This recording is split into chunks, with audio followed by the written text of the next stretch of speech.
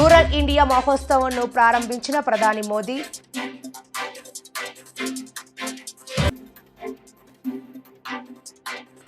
నూట 80 kmph వేగంతో దూసుకెళ్లిన Vande Bharat sleeper రాజస్థాన్లో హై స్పీడ్ ట్రయల్ రన్.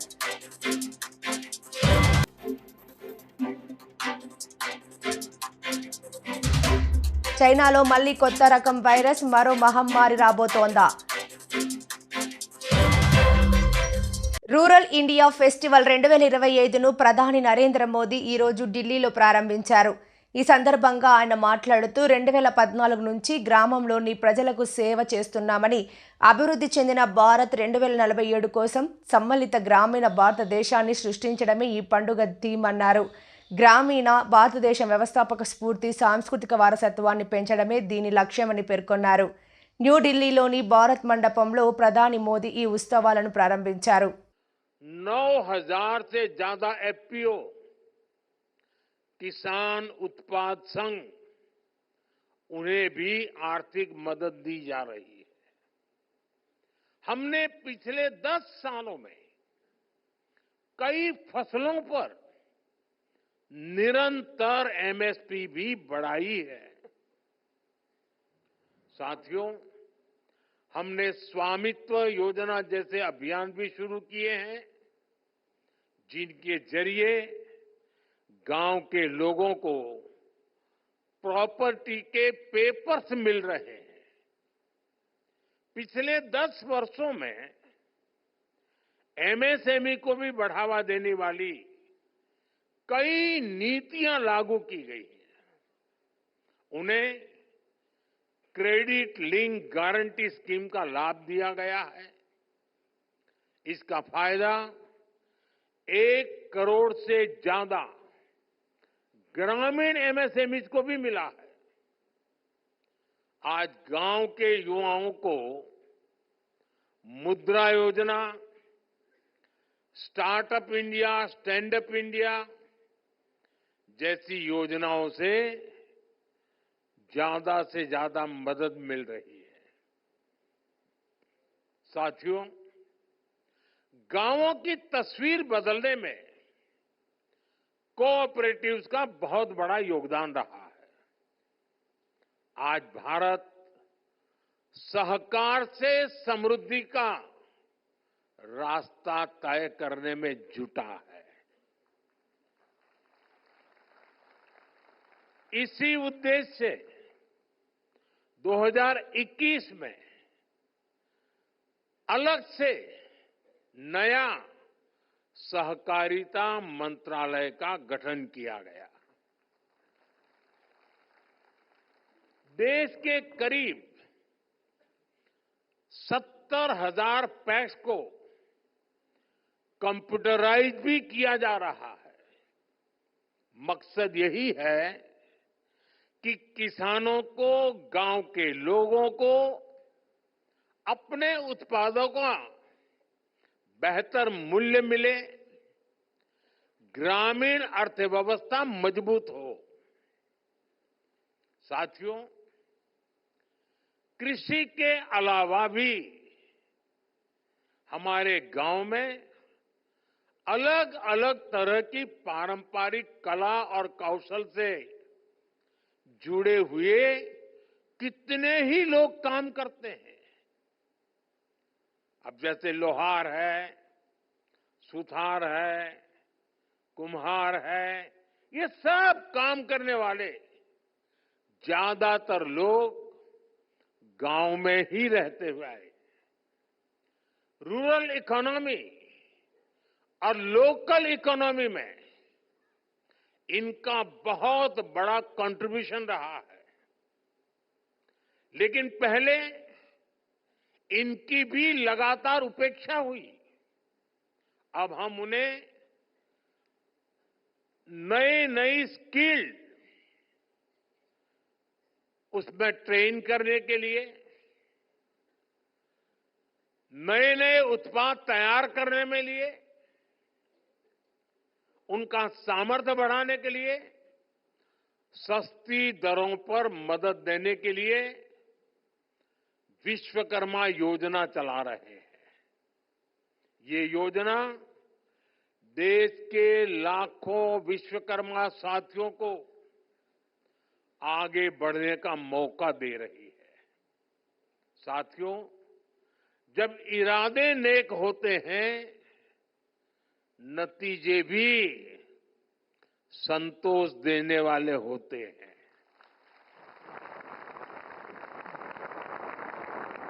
बीते 10 वर्षों की मेहनत का परिणाम देश को मिलने लगा है। अभी कुछ అత్యంత వేగంగా ప్రయాణించే వందే భారత్ స్లీపర్ రైలు పట్టాలెక్కింది. రాజస్థాన్లోని కోటాలో హై స్పీడ్ ట్రయల్ రన్ నిర్వహించారు. ఎలాంటి ఇబ్బందులు లేకుండా గంటకు 180 కిలోమీటర్స్ వేగంతో ట్రైన్ దూసుకెళ్లిన వీడియో వైరల్ అవుతుంది. ఇది చెన్నైలోని ఇంటిగ్రల్ కోచ్ ఫ్యాక్టరీలో తయారవగా త్వరలోనే అందుబాటులోకి రానుంది. ఈ ట్రైన్లో అత్యాధునిక కవచ్ వ్యవస్థ కూడా అందుబాటులో ఉంటుంది.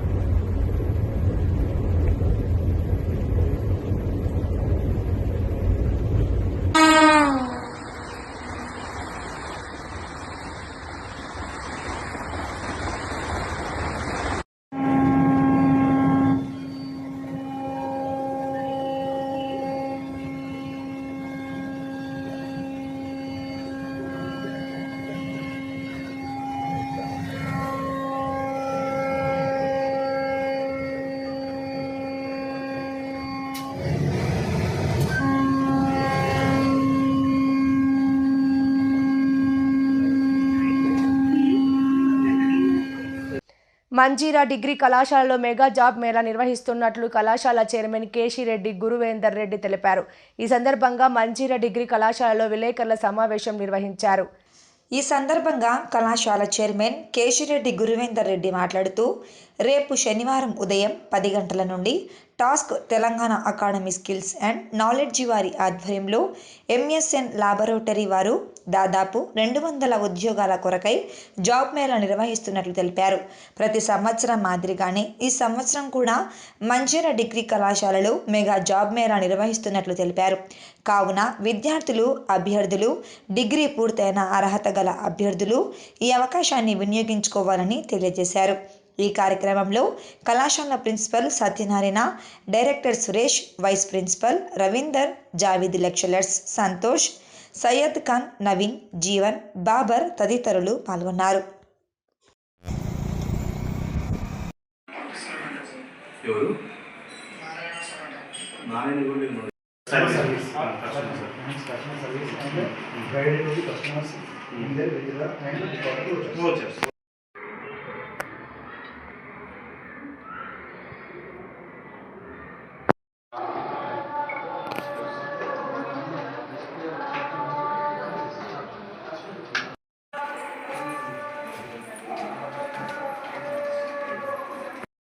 లైట్స్ అయినా మరి లైట్స్ లైట్ 1 మినిట్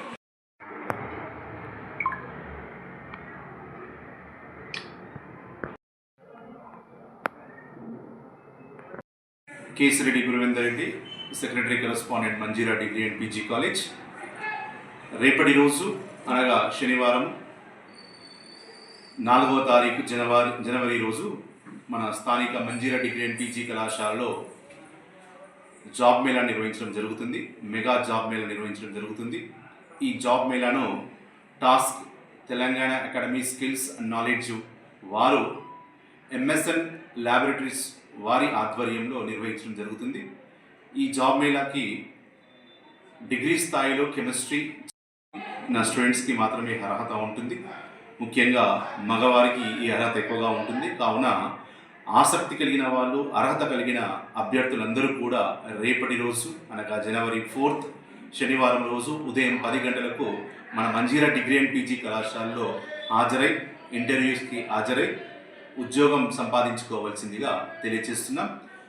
మున్ముందు కాలంలో కూడా Telangana academy skills and knowledge వారి ఆధ్వర్యంలో కామారెడ్డిలోనే అత్యద్భుతమైన ఉద్యోగ అవకాశాలు కల్పించే మాదిరిగా భవిష్యత్తులో కూడా మంజీరా కళాశాల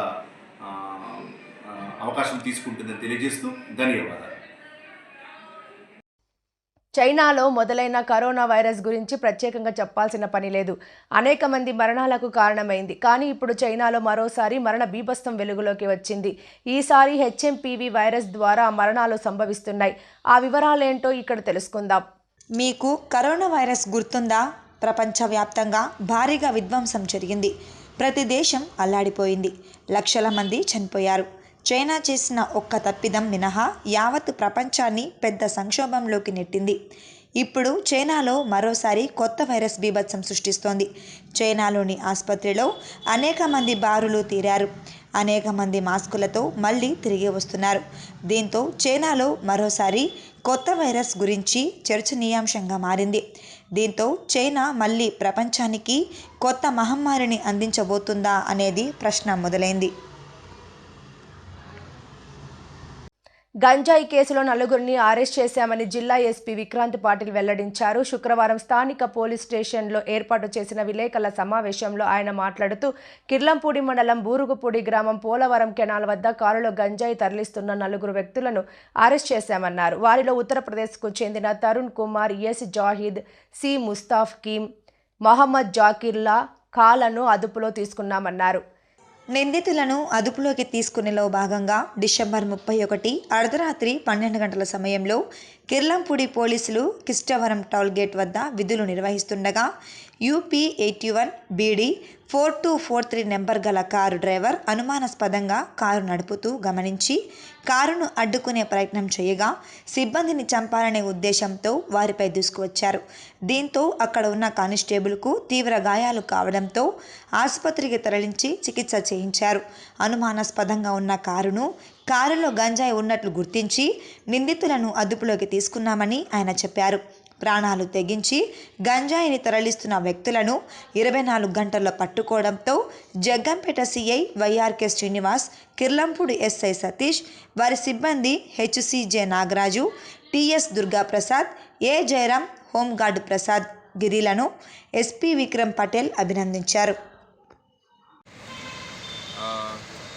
1వ తేదీ ఎర్లీ మార్నింగ్ 12:30 సుమారు 12:30 ప్రాంతంలో కిర్లంపూడి పోలీస్ స్టేషన్ జ్యూరిడిక్షన్లో ఉన్న కృష్ణవరం టోల్ ప్లాజా దగ్గర on specific information ganja move అవుతుందని ఆర్ పోలీస్మెన్ కిర్లంపూడి పోలీసులు డూయింగ్ వెహికల్ చెకింగ్. సో ఒక 12:30 ప్రాంతంలో ఒక వైట్ కలర్ ఎక్స్యూవీ 500 కారు వచ్చి మనం టోల్ ప్లాజా దగ్గర ఆపడం జరిగింది. వాళ్ళు ఆగినట్టు ఆగి దే ర్యాన్ ఓవర్, పోలీస్ స్పీడ్గా దూసుకొని వెళ్ళిపోయారు. ఆ క్రమంలో ఇద్దరు కానిస్టేబుల్స్కి దెబ్బలు కూడా తగిలినాయి. లోవరాజు అనే కానిస్టేబుల్స్కి కొద్దిగా సివియర్ ఇంజరీస్ అయినాయి. సో ఆయన ఇమీడియట్లీ మనం హాస్పిటల్కి పంపడం జరిగింది. మెడికల్ హాస్పిటల్లో ఇప్పుడు కూడా he's under going treatment, he's fine. మనం ఫర్దర్ ట్రీట్మెంట్ కూడా చేస్తున్నారు ఐసీయూలో. నేను కూడా ఈరోజు వెళ్ళి విజిట్ చేసి వచ్చాను. He's doing fine fortunately. So ఇది ఈ ఇన్సిడెంట్ మనం చాలా సీరియస్గా తీసుకోవడం జరిగింది. 5 ప్రత్యేక బృందాలు అక్యూజ్ని పట్టుకోవడానికి ఆ రోజే ఇన్వెస్టిగేషన్ స్టార్ట్ చేశాము. సో ఇదే క్రమంలో నిన్న 4 ముద్దాయిల్ని మనం అదుపులో తీసుకోవడం జరిగింది. దీంట్లో చూస్తే 4 కూడా ఉత్తరప్రదేశ్ స్టేట్ నుంచి వచ్చారు. ఉత్తరప్రదేశ్ స్టేట్లో కార్లో ఉన్నవాళ్ళు తరుణ్ కుమార్, హత్రాస్ అని ఒక డిస్ట్రిక్ట్ ఉంది యూపీలో, జాహిద్, ఈ ఇద్దరు ఆ కార్లో నడుపుకొని వచ్చారు. ఆ 4 అరెస్ట్ చేసిన తర్వాత ఆ కారు మనం చెక్ చేస్తే ఆ కార్లో సుమారు 68 kgs గాంజా దొరికింది. సో వాళ్ళిద్దరు కన్ఫ్యూషన్ మీద మిగతా ఇద్దరిని కూడా అరెస్ట్ చేయడం జరిగింది. సో ఆ రోజు ఇద్దరు ముందుకెళ్లారు రెక్కీ చేసుకుంటూ, అంటే పైలట్ చేసుకుంటూ. కార్లో ఇద్దరు ఉన్నారు.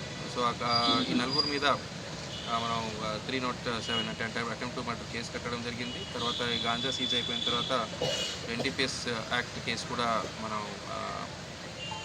యాడ్ చేశాము. సో వీళ్ళందరినీ ఈరోజు మ్యాజిస్ట్రేట్ ముందు హాజరుపరిచి జ్యుడిషియల్ రిమాండ్కి పంపడం జరుగుతుంది. సో ఈ వెహికల్ చెకింగ్లో ప్రాణం కూడా లెక్క చేయకుండా పనిలో చేసేవారు మన లోరాజు గారికి, మిగతా సిబ్బందికి నా అభినందనలు. తర్వాత నలుగురిని అక్యూజ్ని కూడా పట్టుకున్న దాంట్లో ఎస్డిపిఓ పెద్దాపురం గారు, జగ్గంపేట సిఐ వైఆర్కే శ్రీనివాస్ గారు, తర్వాత క్రైమ్ సిఐ అంకబాబు గారు, వాళ్ళందరిది efforts and their teams efforts I appreciate. Thank you. హైవేలో కొద్దిగా స్పీడ్గా వెళ్తాయండి వెహికల్స్. సో అరౌండ్ 120-130 కిలోమీటర్ స్పీడ్లో వెళ్తాయి. ఫస్ట్ మనం స్పీడ్ కంట్రోల్ చేయాలి, చేస్తున్నాము speed control. But as of now హైవేలో వెహికల్ చెకింగ్ అంటే మనం యూజువల్లీ టోల్ ప్లాజా దగ్గరే పెడతాం. ఎందుకంటే అక్కడ డెఫినెట్లీ వెహికల్స్ ఆగుతాయి అది ఇది అని. లేదా ఇక్కడ ఇప్పుడు కొన్ని ఇంపార్టెంట్ జంక్షన్స్లో మనం ఎందుకంటే హైవేలో we cannot put speed breakers అండి as per national highway rules. So మీరు చెప్పినట్టు ఇంకా కొన్ని మేము ఇంపార్టెంట్ జంక్షన్స్లో ఇప్పుడు ఫర్ ఎగ్జాంపుల్ జగంపేట జంక్షన్ ఉంది, ఎక్కడ వచ్చి రాజానగరం జంక్షన్ ఉంది, ఎక్కడ మనం ఇంటీరియర్ ఏరియా నుంచి అది దివాన్చర్ అంటే ఈస్ట్ గోదావరి డిస్ట్రిక్ట్. సో అలా ఇంపార్టెంట్ జంక్షన్స్ ఎక్కడ ఉన్నాయో అక్కడ we will definitely plan for vehicles చేస్తాం. ఈ మన టోల్ గేట్ అంటే మనం తక్కువ ఫోర్స్తో చేయొచ్చు. ఇప్పుడు మీరు మెయిన్ రోడ్లో పెట్టుకున్నారంటే మనం కొంచెం ఎక్స్ట్రా ఫోర్స్తో పెట్టాలి, ఎందుకంటే బ్యారికేడ్ పెట్టాలి. ఎందుకంటే ఇట్లాంటి ఇన్సిడెంట్స్ అయ్యే పరిస్థితి ఎక్కువ ఉంటాయి మనం. సో ఎందుకంటే ఇక్కడ స్పీడ్ బ్రేకర్స్ ఉంటాయి, డెఫినెట్లీ వెహికల్స్ స్లో డౌన్ అవుతాయి. అక్కడ మనం బ్యారికేడ్స్ పెట్టుకొని మనం ప్లాన్ చేయాలి, చేస్తాం. నెక్స్ట్ ఇలాంటి ఆల్రెడీ ఇంటెలిజెన్స్ డిపార్ట్మెంట్, మన SB sources, local police, other district SB, so మనం అందరూ కంటిన్యూస్లీ కోఆర్డినేషన్లో ఉంటాం. So flow of information first it is very important. So flow of information బట్టి మనం అడ్వాన్స్ ఇన్ఫర్మేషన్ మీద పట్టుకోవడం జరుగుతుంది. పట్టుకున్న తర్వాత సోర్స్ దాకా అంటే ఎవరు ఎక్కడి నుంచి తీసుకొచ్చారు, డెస్టినేషన్ అంటే ఎవరు మనం లాస్ట్ 6 monthsలో we have been concentrating on reducing accidents. Somehow Kakinada వైపు అంటే కాకినాడ టౌన్లో, కోరింగలో, పీఠాపురంలో అక్కడ యాక్సిడెంట్ తగ్గించగలేము. బట్ ఈ స్ట్రెచ్లో కొంచెం యాక్సిడెంట్ ఇంకా జరుగుతున్నాయి అన్ఫార్చునేట్లీ. గండేపల్లి, జగ్గంపేట, అక్కడ కొంచెం ముందుకెళ్తే తుని, అక్కడ యాక్సిడెంట్స్ జరుగుతూ ఉన్నాయి. సో ఎక్కడెక్కడ మన హాట్ స్పాట్స్, బ్లాక్ స్పాట్స్ అన్నీ ఐడెంటిఫై చేయడం జరిగింది. కొన్ని అప్రోచ్ రోడ్స్ స్పీడ్ బ్రేకర్స్ పెట్టించాము. బట్ హైవేలో ఈ డ్రమ్స్ ఇవి పెట్టించి తర్వాత కొన్ని డార్క్ ఏరియాస్ ఉన్నాయి. ఆ డార్క్ ఏరియాస్లో లైటింగ్ కూడా వెలిగించడానికి మనం ఆఫీషియలీ రాసాం కూడా. మన రోడ్ సేఫ్టీ మీటింగ్లో we have flagged it. So మీరు చెప్పింది వీ విల్ డిస్కస్ అండ్ ఇంకొకటి మనం విల్లింగ్నెస్ టు వర్క్. మనం కౌన్సిలింగ్ కండక్ట్ చేసి ఎవరు ఎక్కడ పని చేయాలని విల్లింగ్ ఇస్తారో అక్కడే మనం మ్యాక్సిమం ఇస్తాం. బట్ ఇక్కడ ఇచ్చాము, ఇక్కడ అంతే అన్ని స్టేషన్స్లో ఈక్వల్గా వేకెన్సీస్ ఉన్నాయి. సో ఇప్పుడు ఆల్మోస్ట్ త్రూఅవుట్ స్టేట్ 6,600 వేకెన్సీస్కి రిక్రూట్మెంట్ జరుగుతూ ఉంది. Slowly every year we are planning to recruit and fill the vacancies. It take some time, but మనం అప్పుడు దాకా ఉన్న ఫోర్స్తో మనం పనిచేయాలి. విజయవాడ పాయకరావుపురం ప్రభుత్వ జూనియర్ కళాశాలలో డొక్కా సీతమ్మ మధ్యాహ్న భోజనం పథకాన్ని ఆంధ్రప్రదేశ్ విద్యాశాఖ మంత్రి నారా లోకేష్ ప్రారంభించారు. ముందుగా విజయవాడ సెంట్రల్ నియోజకవర్గం పాయకాపురం ప్రభుత్వ జూనియర్ కళాశాలను సందర్శించిన మంత్రి లోకేష్ తరగతి గదులు, కెమిస్ట్రీ ల్యాబ్ పరిశీలించారు. అనంతరం క్లాస్ రూముల్లో విద్యార్థినులతో కాసేపు ముచ్చటించారు. రాష్ట్ర వ్యాప్తంగా 475 ప్రభుత్వ జూనియర్ కళాశాలలో చదువుకుంటున్న 1,48,419 మంది ఇంటర్మీడియట్ విద్యార్థులకు భోజనం అందించాలని చంద్రబాబు సర్కార్ నిర్ణయించింది. ఈ మేరకు నేటి నుంచి డొక్కా సీతమ్మ మధ్యాహ్న భోజన పథకాన్ని అమలు చేసేందుకు శ్రీకారం చుట్టారు. మరోవైపు రాష్ట్ర వ్యాప్తంగా పలు ప్రభుత్వ కళాశాలల్లో మంత్రులు, ఎమ్మెల్యేలు ఈ కార్యక్రమాన్ని ప్రారంభిస్తున్నారు. మన ఇంట్లో తల్లిదండ్రులు శారీరకంగా చాలా కష్టపడి రూపాయి సంపాదించి వాళ్ళందరి ఆలోచన మనం బాగా చదవాలి అన్న డబ్బులు ఖర్చు పెడతారు, మన కోసం ఖర్చు పెడతారు. ఎక్కడ చూసినా కూడా మన పిల్లల్ని ప్రైవేట్ పాఠశాలలకు పంపిద్దాం, అక్కడ ఏదో బాగా చదువు చెప్తారని అనుకుంటారు. దానికి కారణం ప్రభుత్వ పాఠశాలల పైన నమ్మకం తగ్గిపోయి. మీ మంత్రిగా నేను ఒక లక్ష్యంగా పనిచేస్తున్నా. కేజీ నుంచి పీజీ వరకు ప్రభుత్వ పాఠశాలలు కానీ విశ్వవిద్యాలయాలు ఎలా బలోపేతం చేయాలి, ప్రైవేట్తో ధీటుగా ఎలా పనిచేయాలి, వాళ్ళకి ఎలా పోటీ ఇవ్వాలి, రాబోయే సంవత్సరాల్లో 1, 1, 2, 3, 3 అనే వచ్చినప్పుడు గవర్నమెంట్ ఆఫ్ ఆంధ్రప్రదేశ్ పలానా జూనియర్ కళాశాల పిల్లలు తీసుకొచ్చే బాధ్యత మన ప్రభుత్వం తీసుకుంటుందని ఈ సభాముఖంగా మీ అందరికీ తెలుపుతున్నాం. ఇది నేను సాధించాలంటే మీరందరూ భాగస్వామ్యం అవ్వాలి. ఇప్పుడున్న మీరందరూ బాగా చదవాలి. నేను కూడా ఇంటర్ చేశా. నా ఇంటర్లో నా మిత్రులే ఇప్పుడు కూడా నా జీవిత కాలం కూడా మిత్రులుగా మిగిలిపోయారు. కానీ అదంతా పార్ట్ ఆఫ్ లైఫ్. సత్య గారు స్ట్రిక్ట్ మాస్టర్, నేను కొంచెం లీనియంట్ మాస్టర్. చదవాలి, బాగా చదవాలి. అట్ ద సేమ్ టైం ఫ్రెండ్స్తో కూడా సమయం గడపాలి. తొలి నిర్ణయం రాజకీయాల్ని ప్రభుత్వ విద్యకి దూరం పెట్టాలని నిర్ణయం తీసుకున్నాం. మీరు చూసారు, ఎక్కడ కానీ మా ఫోటోలు లేవు, మా పార్టీ రంగులు లేవు, మీకు ఇచ్చే మెటీరియల్లో మా పేర్లు మేము పెట్టుకోవట్లేదు. ఎవరిని చూసి మనం సమాజానికి సేవ చేయాలి, ఎవరిని చూసి మనం మంచి పనులు చేయాలో వాళ్ళ పేర్లు పెట్టాం. డాక్టర్ సర్వేపల్లి రాధాకృష్ణన్ గారి పేరుతో స్కూల్ కిట్స్ అందజేసాం. డొక్క సీతమ్మ గారి పేరుతో ఈరోజు మధ్యాహ్న భోజనం పథకం అందజేస్తున్నాం. అంతేకాదు, గతంలో ప్రభుత్వం కార్యక్రమం చేస్తే ముందల పట్టుకెళ్ళేది మన పిల్లల్ని. ముఖ్యమంత్రి గారి ప్రోగ్రాం వస్తే మనం వెళ్ళాలి, మంత్రి గారి ప్రోగ్రాం వస్తే మనం వెళ్ళాలి. నేను ఆదేశాలు జారీ చేశా, మన పిల్లలు ఎక్కడికి వెళ్ళారు, ఓన్లీ చదువుతారని. ఏ ప్రోగ్రామ్కి వెళ్ళేదానికి లేదు. ప్రభుత్వ పాఠశాలలో కానివ్వండి, జూనియర్ కళాశాలలో కానివ్వండి, ఎక్సెప్ట్ జాబ్ మేళాస్ ఇంకెలాంటి కార్యక్రమాలు కూడా జరిగేదానికి లేదని మేము నిర్ణయం తీసుకున్నాం. దీంతో పాటు ఉపాధ్యాయులు అనేక ఇబ్బందులు గతంలో ఎదుర్కొన్నారు. యాప్ల భారం విపరీతంగా ఉంది. అది కొన్ని నిర్ణయాలు ఆల్రెడీ తీసుకున్నాం. ముందు కూడా మొత్తం స్ట్రీమ్ లైన్ చేసి యాప్ల భారం కూడా తగ్గించాలనేది మన ప్రభుత్వం నిర్ణయం తీసుకుంది. వార్తలు ముగించే ముందు ముఖ్యాంశాలు మరోసారి. రూరల్ ఇండియా మహోత్సవంను ప్రారంభించిన ప్రధాని మోదీ.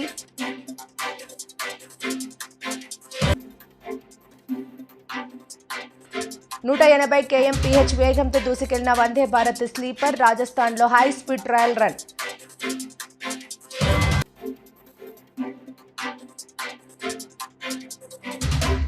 చైనాలో మళ్లీ కొత్త రకం వైరస్, మరో మహమ్మారి రాబోతోందా? ఈ వార్తలు ఇంతటితో సమాప్తం. నమస్కారం.